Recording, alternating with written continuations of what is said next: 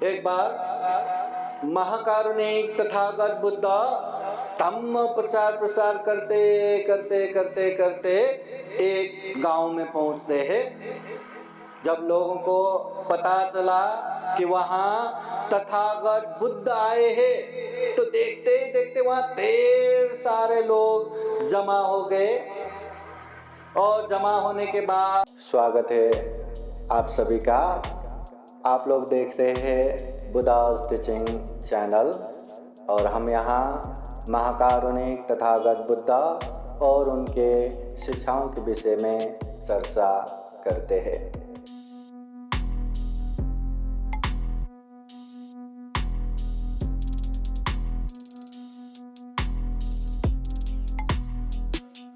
आरोग्य परमालाभ संतुति परमं धनं विश्वास परमान्यते निब्बानं परमं सुखं न परे संविलोमानि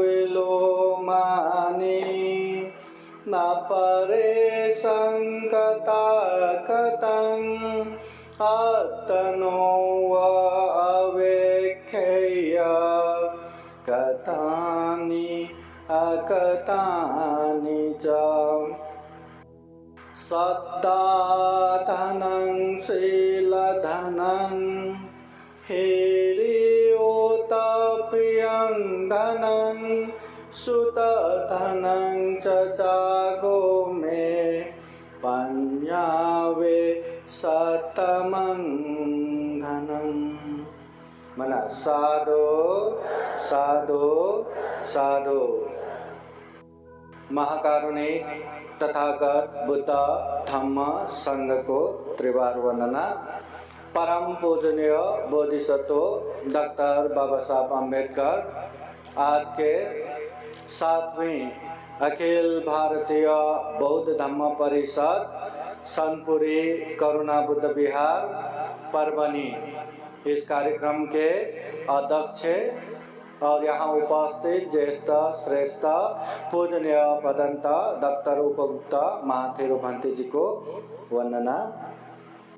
धम्म देशना जो देखे गए पूजनीय भदंत संगरत्न, और थोड़ी देर पहले जिन्होंने धम्म देशना दिया पूजनीय भंते गुरु बोधि, प्रमुख पूजनीय भिक्षु संघ श्रावणीगण, यहाँ उपस्थित उपासक उपासिकाएं तथा बुद्धा's टीचिंग चैनल द्वारा प्रत्यक्ष देख रहे संपूर्ण श्रद्धा संपन्न बुद्धि संपन्न उपासक उपासिकाएं, सर्वप्रथमतः ये जो धम्म परिषद संपन्न हो रहा है, ये धम्म परिषद में साथ देने वाले, सहयोग करने वाले, प्रत्यक्ष अप्रत्यक्ष रूप से हर तरह से मदद करने वाले संपूर्ण बुद्ध विहार के उपासक उपासिकाएं, पंच कमेटी और सभी उपासक उपासिकाओं को खूब खूब सुख हो, शांति हो, मंगल हो, कल्याण हो, जीवन में बुद्ध धम्म संघ का आशीर्वाद हमेशा हमेशा रहे, ऐसी कामना करते हैं, आशीर्वाद देते हैं। बोलिए साधु साधु साधु। महाकारुणिक तथागत बुद्ध कहते हैं आरोग्य परमालाभा, जीवन में सबसे बड़ा लाभ आरोग्य है, निरोग है। अगर निरोग नहीं रहा, छोटा सा बुखार भी आया, महीने दिनों से ये धम्म परिषद का प्रयत्न कर रहे हैं, मेहनत कर रहे हैं, सामने आके धम्म देशना भी नहीं सुन पाएंगे, छोटा सा बुखार भी रहा। इसलिए जीवन में निरोग होना सबसे बड़ा लाभ है। फिर बुद्ध कहते हैं संतुष्टि परमं धनं। जीवन में सबसे बड़ा धन संतोष है।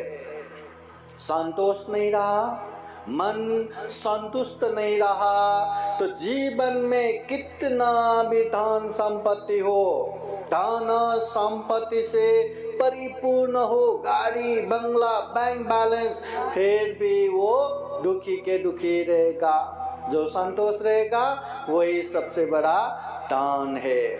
फिर तथागत बुद्ध कहते हैं विश्वास परमान्याते। अपने बंधु, सबसे बड़े अपने बंधु कौन है? विश्वास। तथागत बुद्ध कहते हैं विश्वास रहा तो सबसे बड़ा बंधु है, विश्वास नहीं रहा तो एक ही माँ के गर्भ से जन्म हुए भाई भाई बहन बहन भी दुश्मन की तरह रहते हैं। विश्वास होना सबसे बड़ी बात है और वो विश्वास होने लायक बनना भी जरूरी है। अपने अपने आचरण व्यवहार शुद्ध करना है, शील सदाचार पालन करना है, कर्तव्य निर्वाह करना है, विश्वास पात्र बनना है। विश्वास सबसे बड़ा बंधु है।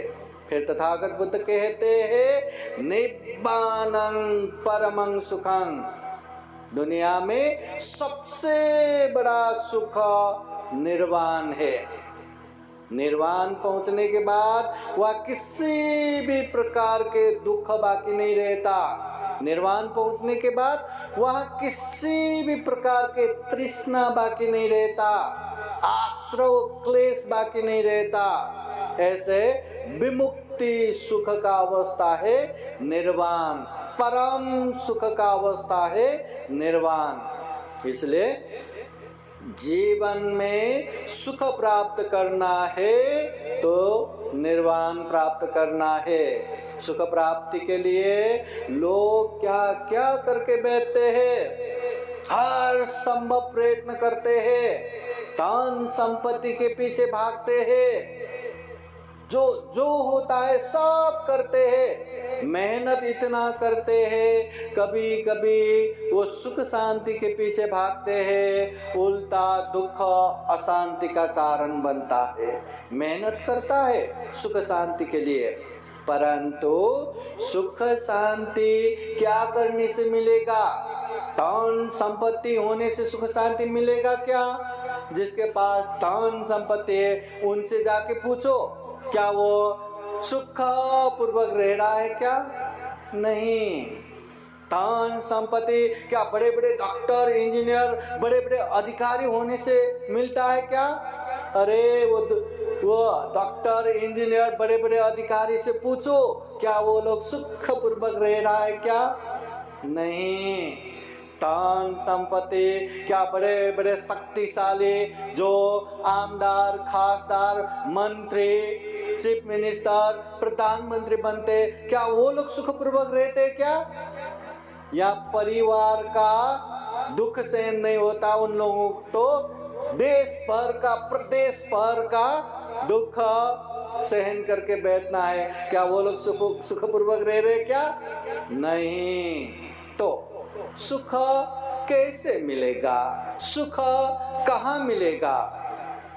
तथागत बुद्ध कहते हैं जो इंसान होके बैठे हैं हर इंसान को पुण्य करना चाहिए, धम्म करना चाहिए। वो भी कभी कभी एक आध बार करना नहीं है, बार बार बारंबार करना है। दान देना है तो देते रहना है, शील पालन करना है तो हर दिन पालन करते रहना है, ध्यान साधना करना है तो निरंतर अभ्यास करना है। जो पुण्य करते हैं साल में एक आध बार करना नहीं है, निरंतर करना है। बुद्ध कहते हैं जो व्यक्ति जीवन में पुण्य करता है, जो व्यक्ति जीवन में पुण्य करना जानता है, वो व्यक्ति निश्चित रूप से सुख शांति प्राप्त करता है। और वो सुख शांति भी उच्च प्रकार के महान सुख शांति प्राप्त करता है। अभी भी सुख शांति, बीच में भी सुख शांति, अंत में भी सुख शांति। उच्च प्रकार के सुख शांति। इसलिए जीवन में सुख शांति चाहिए तो यहाँ वहाँ भागने से भी अच्छा पुण्य करके देखो, धम्म करके देखो। ये तथागत बुद्ध कहते हैं। सुख शांति चाहिए तो पुण्य करो, धम्म करो। जो व्यक्ति पुण्य करते हैं, धम्म करते हैं, उसको उच्च प्रकार के सुख शांति मिलता है। तो उपासक उपासिकाएं, धम्म परिषद में हम धम्म देशना सुन रहे हैं, ये हम पुण्य कार्य कर रहे हैं। धम्म परिषद में धम्म देशना सुन रहे हैं, ये उत्तम मंगल कर रहे हैं। परंतु धम्म देशना में बैठे हैं, परंतु यहाँ वहाँ बातें करके बैठेंगे, यहाँ वहाँ मोबाइल चला के बैठेंगे, यहाँ वहाँ चंचल होके बेचैनी होके बैठेंगे, तो क्या पुण्य मिलेगा क्या? हाँ, यहाँ बैठे बैठे मन में अनेक तरह से लोभ लालच उत्पन्न करके बैठते हैं, अनेक तरह से द्वेष दुराभावना याद करके बैठते हैं, तो क्या उसको पुण्य मिलेगा क्या? उसने मुझे ऐसा किया, उसने मुझे वैसा किया, उसने मुझे इस तरह से बोला, उसने मुझे उस तरह से बोला, उसने मुझे कैसे ऐसे सोचा, कैसे वैसे सोचा, इस तरह से चिंतना करके बैठेंगे तो क्या उसको पुण्य मिलेगा क्या? नहीं। धम्म देशना सुनते समय एक माहौल बना के खूब श्रद्धा चित्त से विश्वास पूर्वक कि ये जो बुद्धवाणी हम सुन रहे हैं, इससे निश्चित रूप से हमारे जीवन में सुख शांति आएगा। तो इस तरह विश्वास पूर्वक, श्रद्धा पूर्वक धम्म देशना सुनना है। चंचल न होके, बेचैनी न होके, एकाग्र होके धम्म देशना सुनना है। और जो धम्म की बातें सुनते हैं, उससे केवल सुन के जाना नहीं है, ग्रहण भी करना है, धारण करना है। और जो धम्म आप लोग सुनते हैं, धारण करते हैं, आंखें बंद करके साधु साधु साधु करके उसे पालन करना नहीं है। हम इंसान है, प्राणी जगत में सर्वश्रेष्ठ प्राणी है।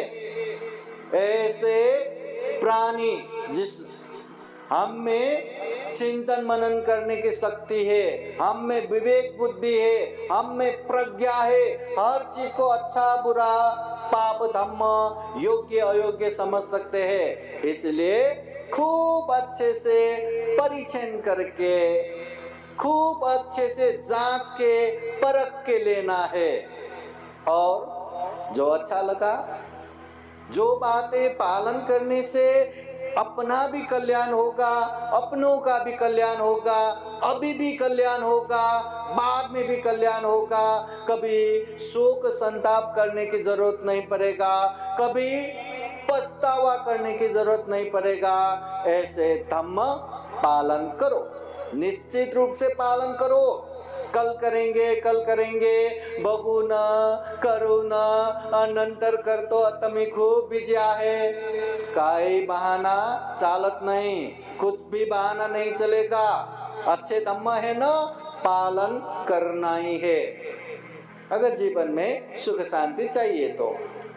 नहीं तो बाद में भी बाद में करूंगा, सुख शांति भी बाद में आया, अभी पीड़ा ही पीड़ा, दुख ही दुख, शांति अशांति, टेंशन ही टेंशन आया तो चलता है क्या? चलता है तो पुण्य बाद में करो, अभी करने की क्या जरूरत है?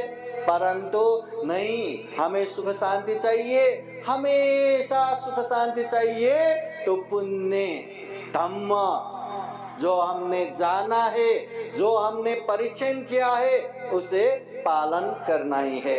इसलिए बुद्ध कहते हैं, सुनाथ तारेथ चरात धम्म। ये जो धम्म की बातें मैं बताता हूँ, ये धम्म को खूब अच्छे से जानना है, खूब अच्छे से धारण करना है, फिर उसको परीक्षण करना है। हर पीला धातु सोना नहीं होता। आज के समय में खूब नकली गहना आता है, दिखने में सोने से भी अच्छा दिखता है, परंतु वो असली सोना नहीं रहता। उसी तरह यहाँ धम्म के नाम पे बहुत अधम्म फैला हुआ है। तथागत बुद्ध त्रिपिटक ग्रंथ के सुत्त पिटक अंतर्गत पहला निकाय दीघ निकाय ग्रंथ के पहला सुत्त ब्रह्मजाल सुत्त में तथागत बुद्ध कहते हैं, दुनिया में ब्रह्मजाल समान, अर्थजाल समान, दृष्टि जाल समान धम्म के नाम पे खूब अधम्म फैला हुआ है। इसलिए दुनिया में सद्धम्म मिलना भी दुर्लभ है, सही धम्म मिलना भी दुर्लभ है। तथागत बुद्ध वहाँ एक उदाहरण द्वारा समझाते हैं। छोटा सा एक तालाब इंसान ने बनाया और वो तालाब में छोटे छोटे अनेक मछलियां पालने को रखा। बाद में वो मछलियां बड़े हो गया। एक दिन वो मछली पालने वालों ने जितने बड़े तालाब है उतने बराबर का एक जाल बुना, और जाल बुनने के बाद जाल में छोटे छोटे छेदी, हाँ, ऐसा जाल बुन के वो तालाब जितना है उतने में डाल दिया। अब वहां जितने भी तालाब में मछलियां है, क्या बच पाएंगे क्या वो जाल से? बच पाएंगे क्या? आसान नहीं है। उसी तरह दुनिया में ब्रह्म जाल समान ऐसे धम्म के नाम पे अधम्म फैला हुआ है, जो लोगों को बचना आसान नहीं है। इसलिए धम्म को खूब अच्छे से जान के समझ के पालन करना चाहिए। ऐसे ही आंखें बंद करके स्वीकार करना नहीं है। तथागत बुद्ध भी बार बार कहते हैं, मैंने अर्थात बुद्ध ने कहा है करके भी आंखें बंद करके स्वीकार करना नहीं है। हम इंसान है, खूब अच्छे से जांचने के बाद, परखने के बाद, अनुभव करने के बाद अच्छा लगा तो पालन करना है, निरंतर पालन करना है, परिपूर्ण रूप से पालन करना है, तभी हमारा कल्याण होगा। ऐसा नहीं होना चाहिए कि ये जो धम्म सुन रहे हैं ये तो अच्छा है, ये पालन करेंगे तो निश्चित रूप से हमारा कल्याण भी होगा। दाएं बाएं सब जगह देखते हैं, जिन्होंने भी ये धम्म का पालन किया है सब सुख शांति पूर्वक रह रहे। जान लिया ये धम्म अच्छा है, मान लिया ये धम्म अच्छा है, अनुभूत किया कि ये धम्म पालन करने से निश्चित रूप से अच्छा होगा। परंतु अभी मेरे पास समय नहीं है, मैं बहुत बिजी हूँ, मुझे परिवार देखना है, मुझे सारे चीज देखना है, अभी पालन नहीं करूँगा, बाद में करूँगा। बहुत सारे लोग क्या कहते हैं, बुढ़ापे में करूँगा, रिटायर होने के बाद करूँगा, उस समय मेरे पास कुछ भी काम नहीं रहेगा, सिर्फ और सिर्फ धम्म ही करूँगा। ऐसा कहने वाले बहुत सारे लोग मिलते हैं। अब ये जो हम धम्म देशना सुन रहे हैं, करुणा बुद्ध विहार में सुन रहे हैं, और बुद्ध विहार का रिकॉर्ड है, ज्यादा से ज्यादा ऐसे उपासक उपासिकाएं आते हैं सामान्यतः जो रिटायर हो चुका रहता है ना, बुढ़ापे में पहुंच चुका रहता है। तो यहाँ उपस्थित इतने रिटायर उपासक उपासिकाएं हैं, अपने आप को देखो और ध्यान दो, क्या हम सारा चीज छोड़ छाड़ के, परिवार छोड़ छाड़ के केवल और केवल धम्म में लगे हैं क्या? खुद भी दान देना, श्रद्धा चित्त से दान देना, और दूसरों को भी समझा समझा के दान दिला रहे क्या? खुद भी अच्छे से शील पालन करना, मैं हिंसा नहीं करूंगा, मैं चोरी नहीं करूंगा, मैं व्यभिचार नहीं करूंगा, मैं झूठ नहीं बोलूंगा, मैं नशा पता सेवन नहीं करूंगा, खुद भी शील पालन करना, और दूसरों को भी हिंसा करायचं नहीं, चोरी करायचं नहीं, व्यभिचार करायचं नहीं, खोटा बोलायचं नहीं, आणि नशा पता सेवन करायचं नहीं, लोगों को भी ऐसे नहीं करना करके समझा समझा के उसको इन चीजों से दूर कर रहे क्या? खुद भी ध्यान कर रहे और लोगों को भी समझा समझा के ध्यान करा रहे क्या? कर रहे क्या? रिटायर्ड लाइफ हम जी रहे हैं तो कर रहे क्या? घर में कोई भी काम नहीं रहता क्या? केवल और केवल बुद्ध विहार में ही रहते हैं क्या?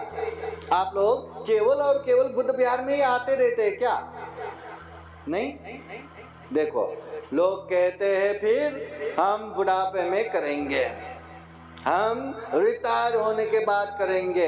अरे दूसरे का तो छोड़ ही दो, जो बुद्ध विहार के संपर्क में है, जो बुद्ध विहार में आते रहते हैं, हर कार्यक्रम में सहभागी होते हैं, दान देते हैं, हर तरह से सहयोग करते हैं, ऐसे उपासक उपासिकाएं भी हाथ उठा के हाँ बंते जी हम करते हैं, ऐसे कहने वाला देखने को नहीं मिलता। जो बुद्ध विहार नहीं आते, जो धम्म की बातें नहीं सुनते, नहीं समझते, क्या ये लोग पूर्णतः धम्म में अपना जीवन बिता पाएंगे क्या? रिटायर्ड लाइफ खूब अच्छे से यूटिलाइज कर पाएंगे क्या? नहीं। इसलिए ये बात छोड़ दो कि मैं जब बुढ़ापे में आऊंगा तो सारा चीज छोड़ छाड़ के केवल और केवल धम्म ही करूंगा। एक तो बुढ़ापे, अनेक तरह से बीमारी, अनेक तरह से जरा जीर्ण अशक्तता, चलना नहीं होता, बैठना नहीं होता, देखना नहीं होता, सुनना नहीं होता, दान देने के लिए अपने पास पैसा नहीं, इनके उनके वहाँ पैसा दो कहना पड़ता। ये वो कर पाएंगे कि नहीं, है ना? इसलिए बुद्ध कहते हैं अपिथरेत कल्याणे पापाचितं निवारय। पुण्य जल्दी करना है, तुरंत करना है, तत्काल करना है, बाद में करेंगे, बाद में करेंगे ऐसा कहेंगे तो पाप जल्दी उसको पकड़ लेगा, करने नहीं देगा, पुण्य करने नहीं देगा। इसलिए जब भी मौका मिले, जब भी इच्छा हो, पुण्य तुरंत करना चाहिए, तत्काल करना चाहिए। उपासक उपासिकाएं, आप लोग धम्म देशना सुनने को बैठ रहे हैं। धम्म देशना सुनने वाले 3 तरह का रहते हैं। आप लोग कहाँ पे है ध्यान दीजिए। हाँ, पहला है पानी में लिखने जैसा, लिखते लिखते मिट जाते हैं। ऐसे भी उपासक उपासिकाएं हैं जो ज्यादा ही चंचल होने की वजह से धम्म देशना ध्यान से ना सुनने की वजह से सुनते सुनते भूल जाते हैं। कान से सुनते हैं, दूसरे कान से निकाल देते हैं, खत्म, विषय संपला। ऐसे भी रहते हैं एक पानी में लिखने जैसा। क्या हम उसमें है क्या? क्या हम ऐसे ही चंचल तो नहीं हो रहे? क्या हमारा ध्यान यहाँ वहां तो नहीं हो रहे? दूसरा धम्म देशना सुनने वाला रहता है रेती में लिखने जैसा। रेती में लिखा तो कुछ समय तक टिका रहता है, थोड़ा भी हवा आया, पानी आया, किसी ने थोड़ा भी चलाया, गया वो। ऐसे ही उपासक उपासिकाएं सुनते हैं, कुछ समय तक याद रहता है, अरे वाह वाह खूपच छान, खूपच छान, ओ खूब छान धम्म देशना, ओहो बहुत अच्छा कहते हैं। और बाद में किसी ने पूछा कि धम्म देशना कैसे था? हाँ बहुत अच्छा था। क्या क्या बोले पंडित जी ने? अब क्या क्या बोले, क्या आप ही सुनो, आप ही सुनने जाओ। हाँ, बोल ही नहीं पाते, याद ही नहीं होता, कुछ समय तक याद रहता है, उसके बाद भूल जाने वाले। तो हम उसमें तो नहीं आते।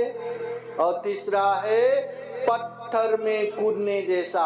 एक बार पत्थर में कूदा, लिखा, सालों साल तक कुछ नहीं होता, न हवा न पानी, न कोई उसको मिटा सकता है, सालों साल तक रह जाता है।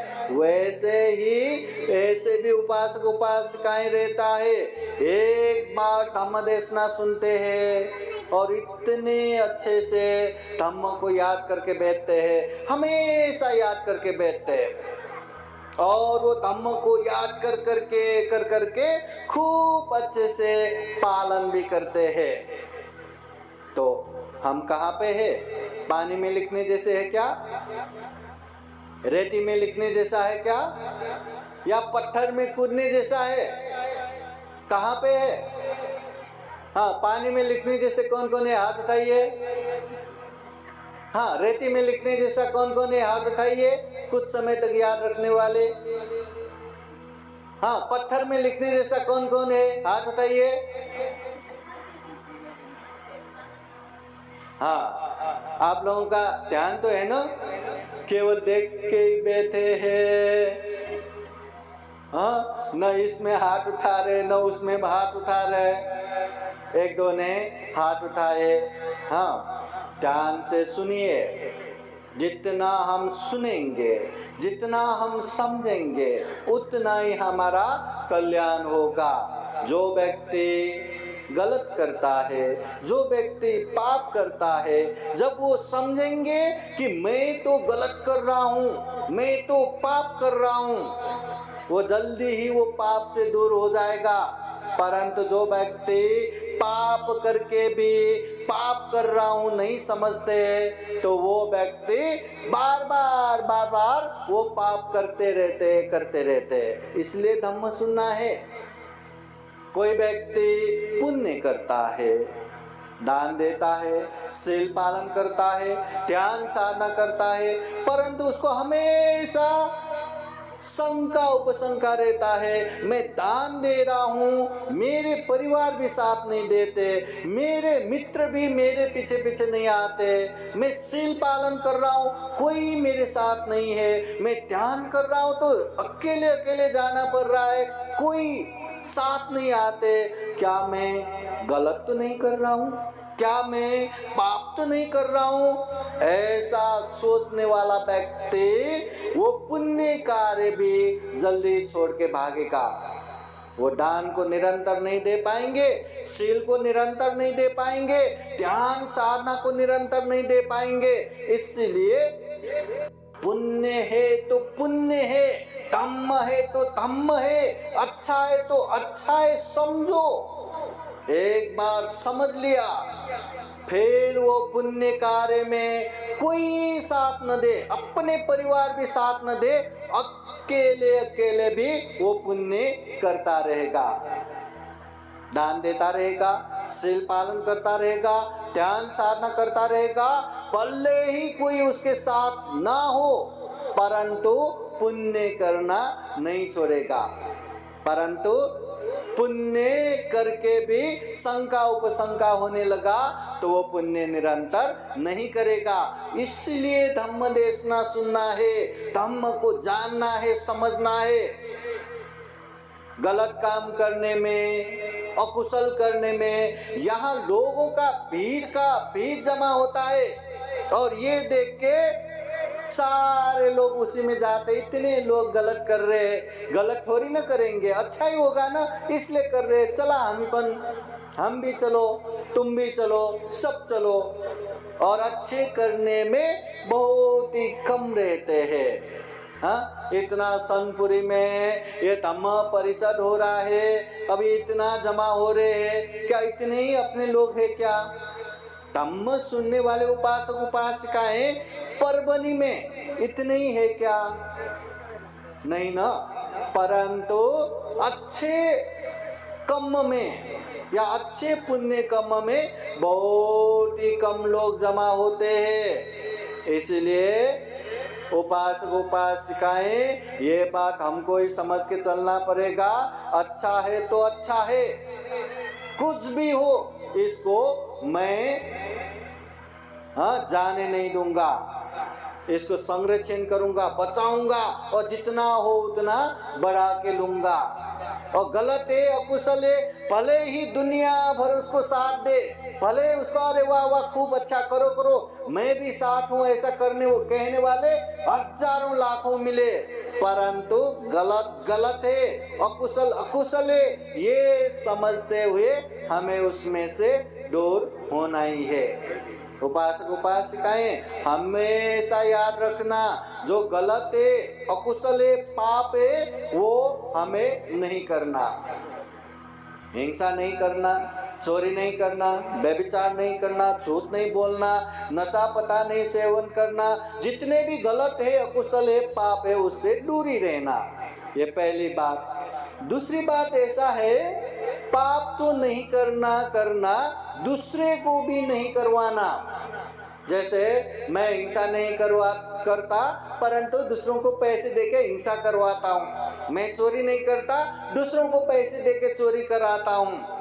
हाँ, ऐसे दूसरों को भी करवाया तो भी पाप हो जाता है। इसलिए खुद नहीं करना और दूसरों को भी नहीं करवाना, दूसरी बात। और तीसरी बात ऐसा भी है, पाप नहीं करना, पाप नहीं करवाना, और कोई पाप करता है तो उसकी प्रशंसा भी नहीं करना चाहिए।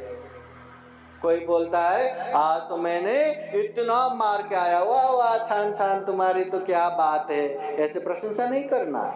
उसको बोलना चाहिए ये जो मार के आया है वो हिंसा है और हिंसा पाप है, बस।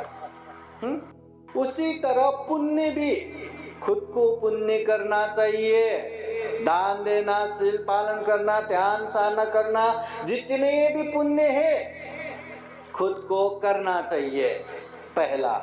दूसरा, अपनों को भी सिखा के, समझा के वो पुण्य करवाना चाहिए। खुद भी करना चाहिए और दूसरों को भी करवाना चाहिए। और तीसरा, कोई पुण्य करता है तो उसको दिल से साधुकार दे के, साधु साधु साधु बोल के प्रशंसा करना चाहिए कि आपने बहुत अच्छा काम किया। धम्म परिषद में साथ दे रहे, बहुत अच्छा काम किया। धम्म परिषद में आप भी पैसा दान दे रहे, बहुत अच्छा काम किया। धम्म परिषद में ऐसे ऐसे काम कर रहे, बहुत अच्छा काम किया। प्रशंसा करना चाहिए, पुण्य करना चाहिए, पुण्य करवाना चाहिए और पुण्य करने वाले को प्रशंसा भी करना चाहिए। तो उपासक उपासिकाएं अभी समय को देखते हुए और यहाँ के उपासक उपासिकाओं को देखते हुए मैं एक दो उदाहरण के कहानी बताता हूँ, ध्यान से सुनिए। एक बार महाकारुणिक तथागत बुद्ध धम्म प्रचार प्रसार करते एक गांव में पहुंचते हैं। जब लोगों को पता चला कि वहाँ तथागत बुद्ध आए हैं, तो देखते ही देखते वहाँ ढेर सारे लोग जमा हो गए।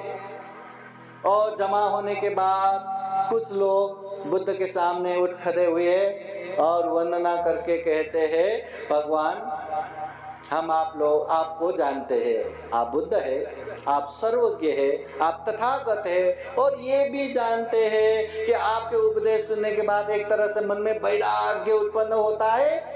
दुनिया में दुख ही दुख है, ऐसे दुखमय जीवन में क्या परिवार में बैठ के सुख भोग करना। चलो दुख मुक्ति के लिए हम भी संन्यास बनते, भिक्षु भिक्षुनी बनते, आपके पीछे पीछे ही जाते हैं। भगवान हम आपसे विनती करते हैं, हमें इस तरह का उपदेश ना दे।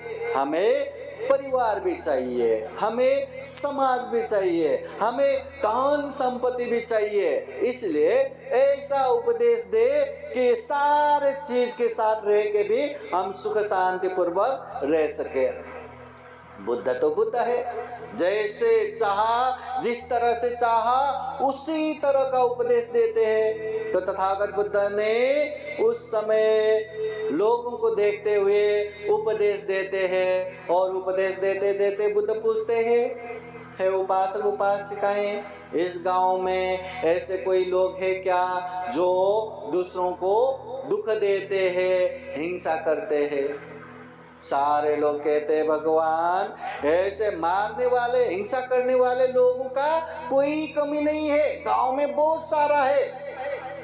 तथागत बुद्ध पूछते हैं, ऐसे हिंसा करने वाले, ऐसे मारने वाला व्यक्ति पसंद है क्या? सभी जन कहते, भगवान ऐसे हत्यारा लोग किसको पसंद आएगा, हमें पसंद नहीं। फिर बुद्ध पूछते हैं, ऐसे हिंसा करने वाले, मारने वाला पसंद नहीं है, तो खुद ऐसा काम करते हैं कि नहीं? सभी जान एक दूसरे का चेहरा देखते हैं और नीचे झुक के बैठते हैं।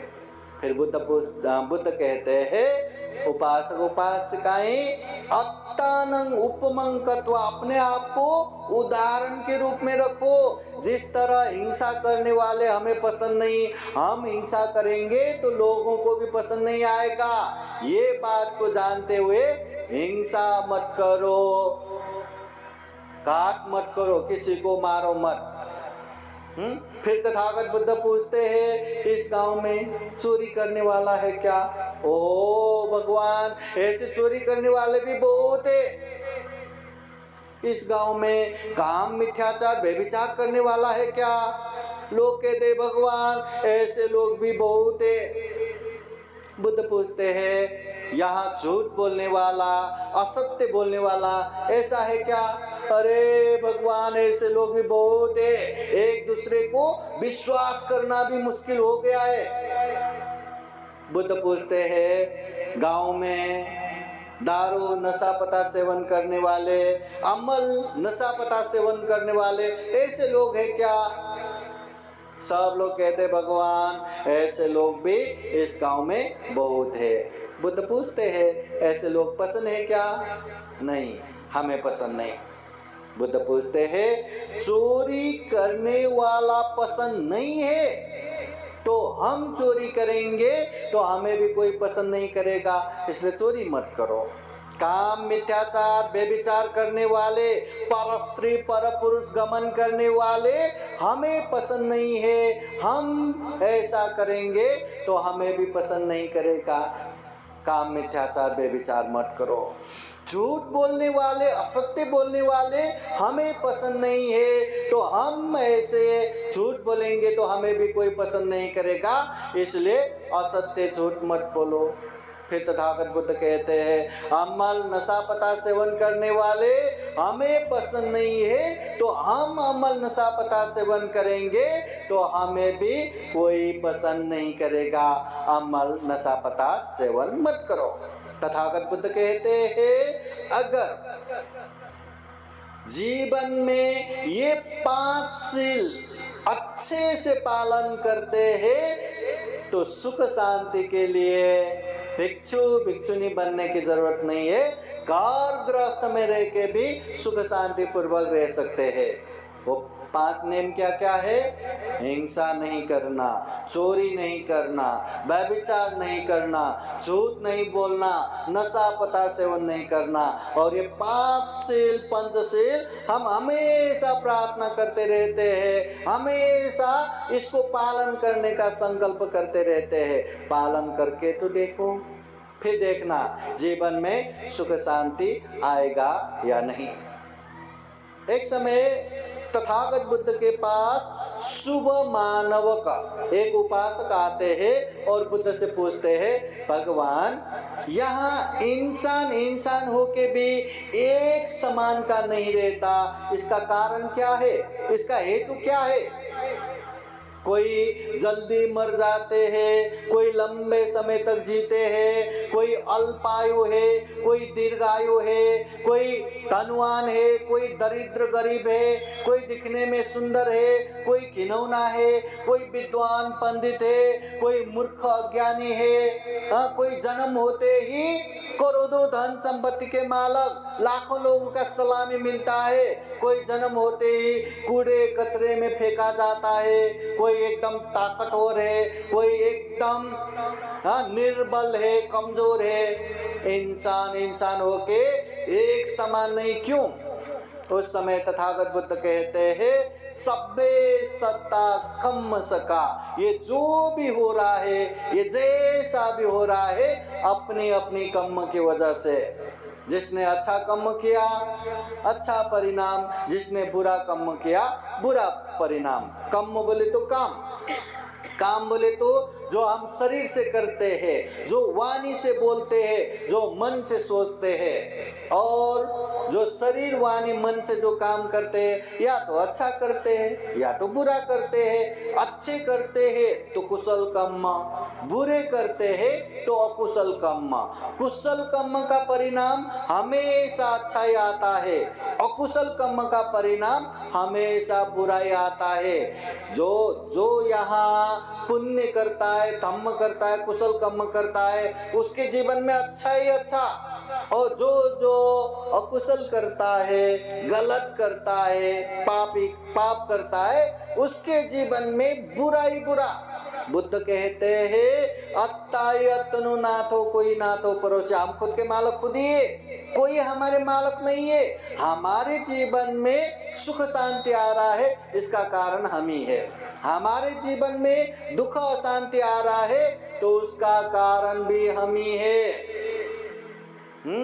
ये बुद्ध बने वो उनके कर्म की वजह से, देवदत्त बने वो उसके कर्म की वजह से, डॉक्टर बाबा साहब अम्बेडकर बोधिसत्व बने तो वो भी उसके कर्म की वजह से।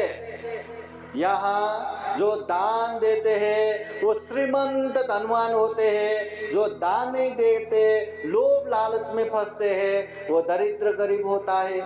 जो दूसरों को हिंसा करता है, दूसरों को मारता है, दुख देता है, वो अल्पायु जल्दी मर जाते, और जो दूसरों को हिंसा नहीं करते, मैत्री करुणा पूर्वक रहते, वो दीर्घायु लंबे समय तक जीते।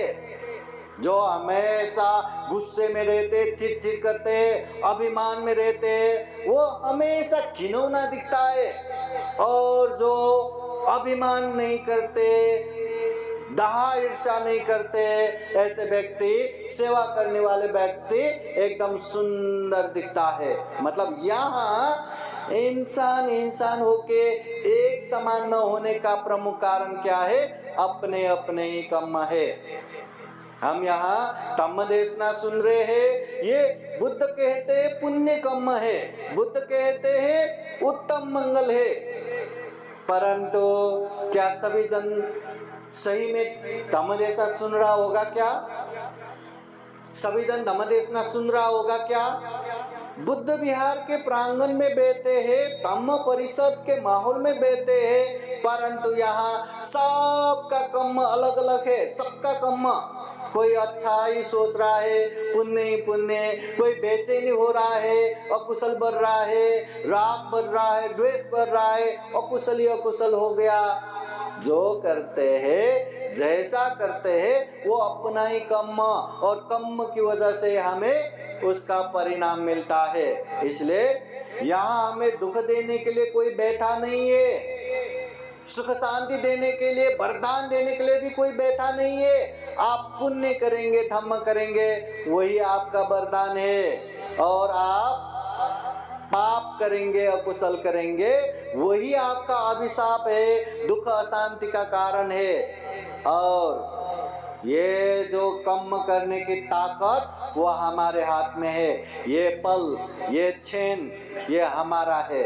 हम चाहे तो अच्छे करते हुए, अच्छे बोलते हुए, अच्छे सोचते हुए पुण्य ही पुण्य कर सकते हैं। शरीर से गलत न करते हुए, वाणी से गलत न बोलते हुए, मन से गलत न सोचते हुए पुण्य ही पुण्य कर सकते हैं।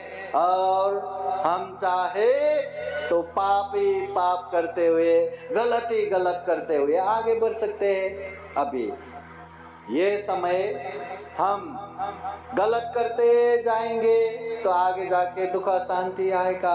ये क्षण में अच्छा पुण्य कर्म धम्म करते जाएंगे तो आगे जाके सुख शांति आएगा। इसलिए हर कोई अपने कर्म का मालिक खुद ही है। वो अच्छा करना चाहते हैं या बुरा करना चाहते हैं, वो हमारे ही अंदर में। कोई आपको डरा धमका के पाप नहीं करा सकता, पुण्य नहीं करा सकता।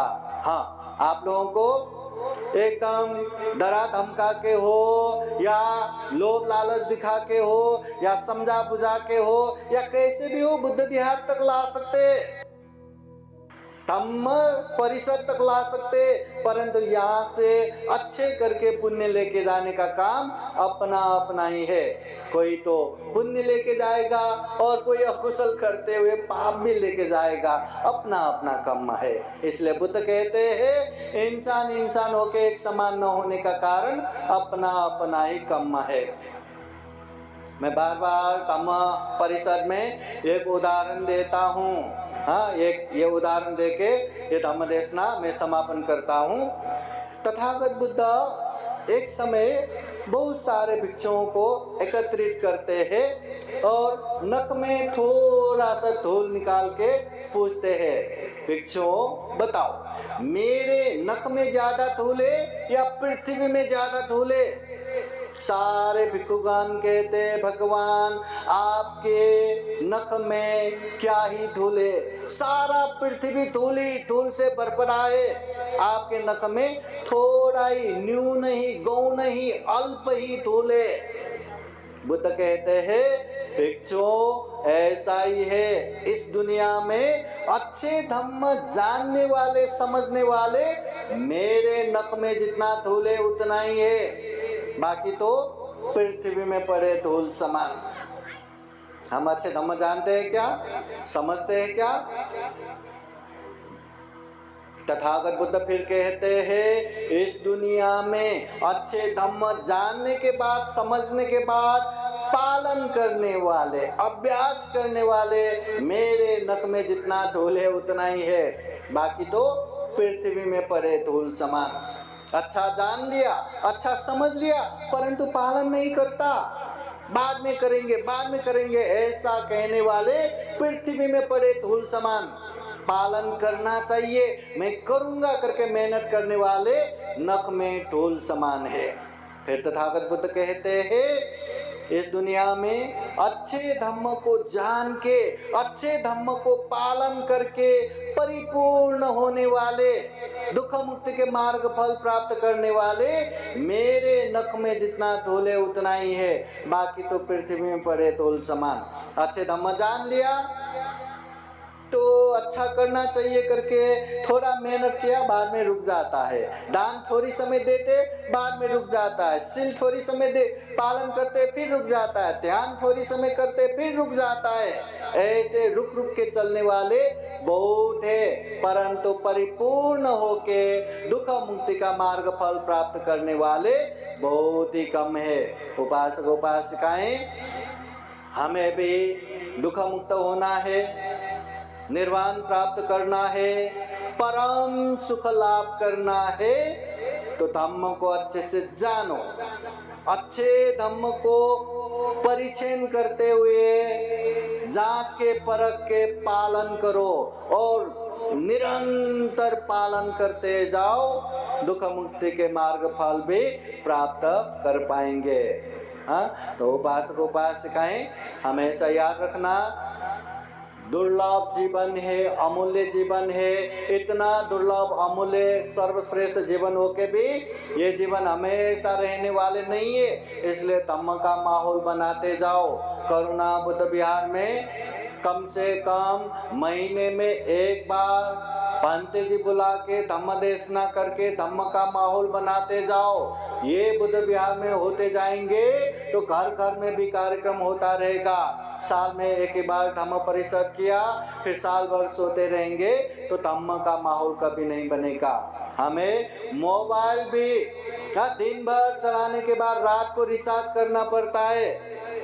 हर दिन तो हम ये पुण्य कार्य, धम्म कार्य न कर पाए, क्योंकि घर गृहस्थ देखना रहता है, सारा कारोबार देखना रहता है, परंतु महीने में कम से कम एक बार धम्म का माहौल बनाना ही है। इस तरह से धम्म का माहौल बनाएंगे तो साल में एक बार जो धम्म परिषद लेंगे वो भी भव्य दिव्य रूप से परिपूर्ण होगा। अच्छा माहौल रहा तो श्रावणी शिविर में भी, श्रावणी शिविर में लाने वाले यही उपासक उपासिका तो है, उनके ही बच्चे, उनके ही पति तो है। हाँ, तो वो भी अच्छे से संपन्न होगा।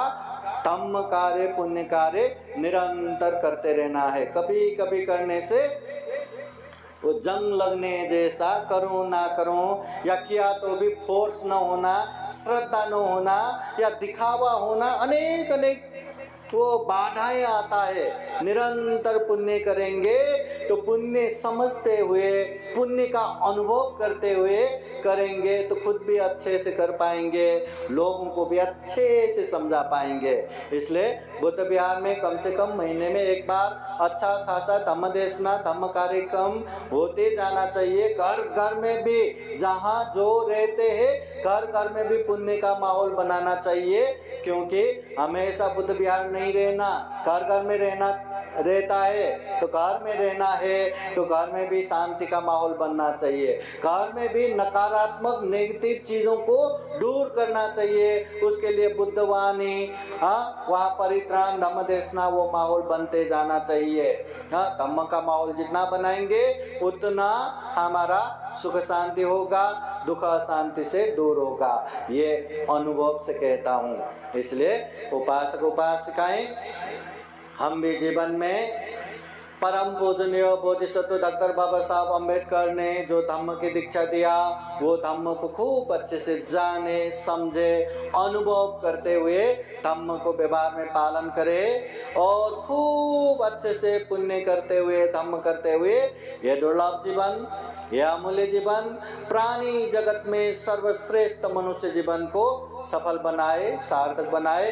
फिर एक बार 7वें अखिल भारतीय बौद्ध धम्म परिषद करुणा बुद्ध विहार सनपुरी परभनी, ये कार्यक्रम में साथ देने वाले, सहयोग करने वाले, संयोजन करने वाले, आयोजन करने वाले संपूर्ण उपासक उपासिकाएं, सबके जीवन में बुद्ध का आशीर्वाद रहे, धम्म का आशीर्वाद रहे, संघ का आशीर्वाद रहे।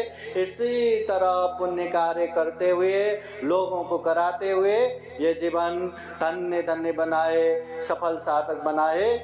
अंत में खूब सारा पुण्य धम्म करते हुए दुख मुक्त निर्वाण तक प्राप्त कर सके, ऐसे कामना करते हुए ये धम्म देशना यही समापन करते हैं। सभी का मंगल हो, सभी का कल्याण हो। भवतु सब्ब मंगलम्। साधु साधु साधु।